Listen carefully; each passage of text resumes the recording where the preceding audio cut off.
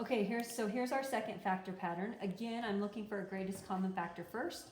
Since this is a 1 right here, I know I can't take out a number because there's nothing that goes into 1 besides itself. Then I'm going to look at my x's. I have an x squared and x, and then that one does not have an x, so I can't take out an x either.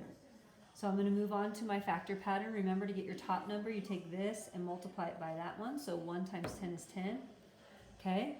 And then your middle number goes right here, -7. So I'm trying to find out, do I need to use 2 positives, 2 negatives, or 1 of each? So to get a positive number up here, I either need 2 positives or 2 negatives. If I multiply 2 positives, I get a positive. If I multiply 2 negatives, I get a positive. If I multiply 1 of each, I'm going to get a negative up here, so that won't work. Now, after that, I'm going to have to add up to a negative down here. So if I add 2 positives, I'm not going to get a negative. But if I add 2 negatives, I will get a negative. So that's what I need. Again, if you know the 2 numbers off the top of your head, you just write them and you're done. If you don't know them, that's when you start writing your factors. So you start with 1 so you don't forget any. 1 times 10.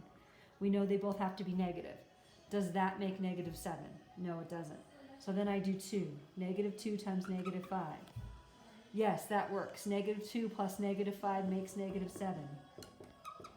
So that's my answer right there. And then I can bring that down into x minus 2, x minus 5. Remember that if I were to multiply this back together with a generic rectangle, I would get this. This is my area as a product. That's my area as a sum.